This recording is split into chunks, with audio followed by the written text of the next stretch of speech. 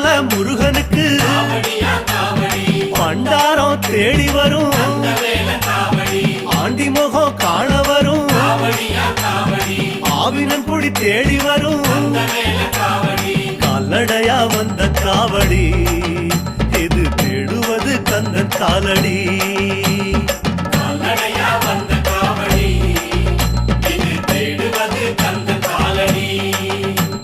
பழுத்த பழம் தேடுதப்பா பாலதண்ட பாணி கேட்ட நல்ல முத்து வேலனுக்கு